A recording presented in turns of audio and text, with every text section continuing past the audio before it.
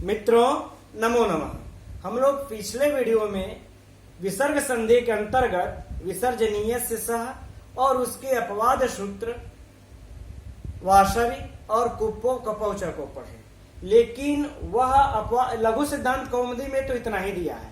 लेकिन हम लोग आज व्याकरण प्रवेशिका के भी आधार पर पढ़ना है, टीजीटी के सिलेबस में यही है, तो इसमें कुछ सिद्धांत कौमुदी के भी सूत्र दिए हुए हैं। तो उस सिद्धांत कौमुदी के सूत्र को, जो कि विसर्जनीय से सह के और भी अपवाद हैं, उसको हम लोग अध्ययन करते हैं आज। तो यह शरपरे विसर्जनीय, यह आपको क्या कहता है, ये अब इसको देखते हैं। तो इसको जानने, यह कहता है कि शरपरे अर्थात शर प्रत्याहार परे में हो तब, शर प्रत्याहार परे हो तब, किसके? खर प्रत्याहार के परे। हम लोग अनुवृत्ति ले लेंगे। तब क्या कहता है? विसर्जनीय है, विसर्ग ही रह जाता है, विसर्ग ही रह जाता है। अब देखिए, अब हम लोग थोड़ा सा इस पर भी चर्चा कर लेते हैं। विसर्जनीय से सह पर भी, इस सूत्र पर यह क्या कहता है? कहता है कि विसर्ग के परे यदि कोई खर प्रत्याहार का वर्ण आता है तो इस विसर्ग को सकार आदेश हो जाता है, सकार हो जाता है। अब देखिए, तो यहां पर विसर्ग के परे खर है तो इसको होना चाहिए, लेकिन इसका यह निषेध कर देता है। निषेध करते हुए कहता है कि यदि खर हो, खर के परे शर प्रत्याहार का कोई वर्ण मिले, शर अर्थात स यह मिल जाए तो इस विसर्ग को विसर्ग ही रह जाता है, तब सकार नहीं होता विसर्जनीय से सह से, यह निषेध कर देता है। इसके उदाहरण को हम लोग आइए देख लेते हैं। इसका उदाहरण है कह सरु, है ना। अब इसका हम लोग जब विच्छेद करेंगे, देखिए कह धन सरु, ठीक।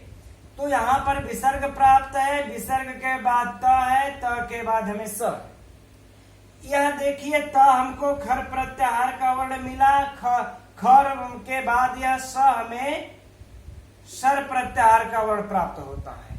इधर तो विसर्ग ही है, तो इस विसर्ग को विसर्जनीय से सह सूत्र से, है ना, विसर्जनीय से सह सूत्र से इसको सकार आदेश हो जाना चाहिए था।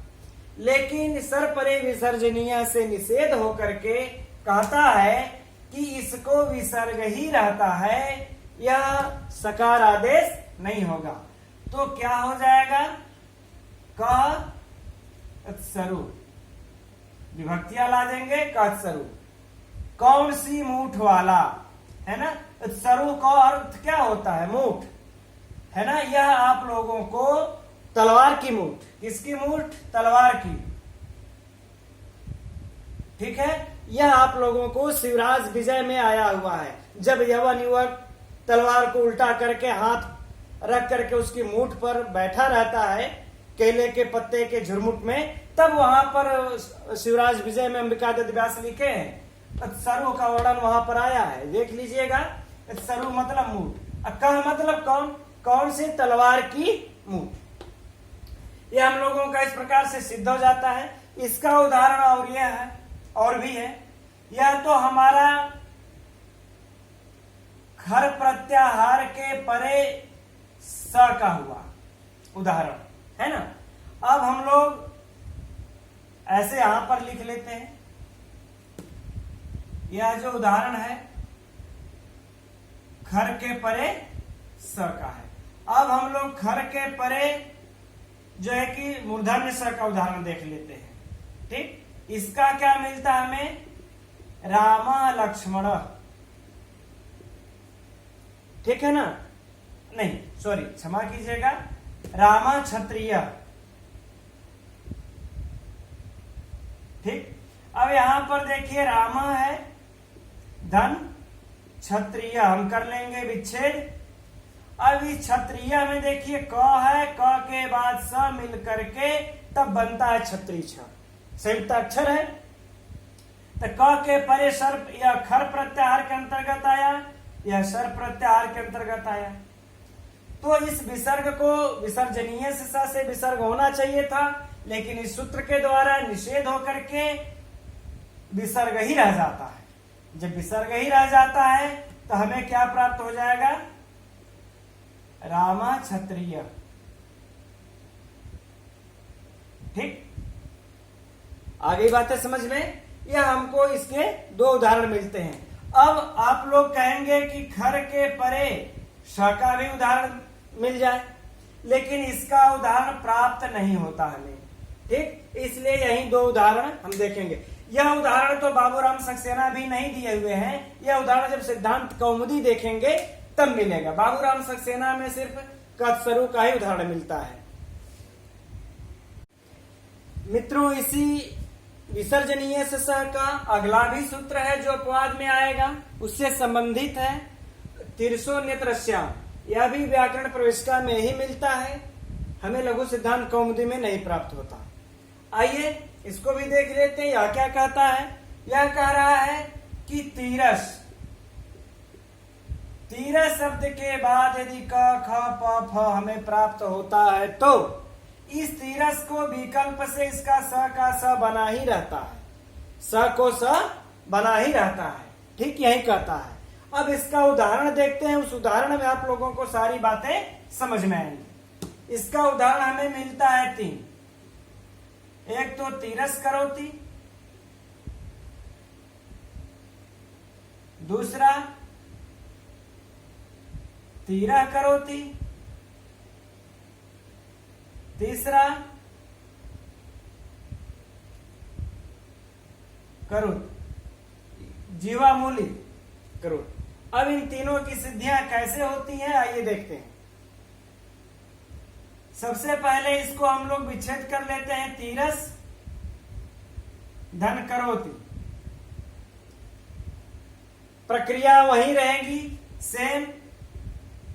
इस सकार को रुत्व हो जाएगा। किस सूत्र से रुत्व होगा? आप लोग बार बार इसका अभ्यास कीजिए, समझ में आ जाएगा। सजुसो रू।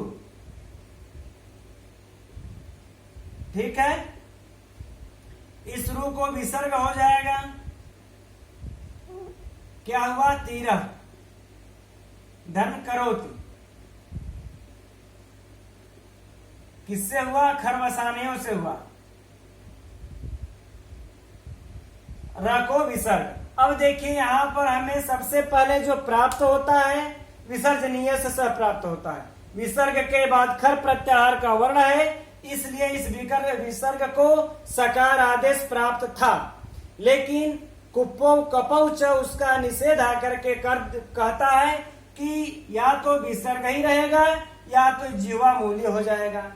तो फिर हमारा यह रूप सिद्ध नहीं हो पाता, चूंकि अब कुप्पो कपौ च लागू हो गया तो या तो विसर्ग रहेगा या तो जीवा मूल्य बनेगा।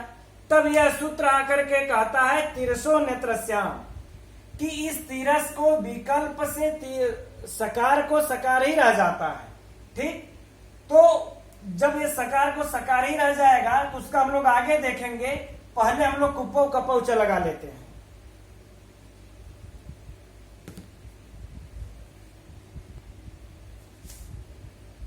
तो जब हम लोग कुप्पो कपौ च लगाएंगे तो एक तो बनेगा तीरह करोति, सीधा सीधा किससे बन जाएगा? कुप्पो, कुप्पोह कपौ च से।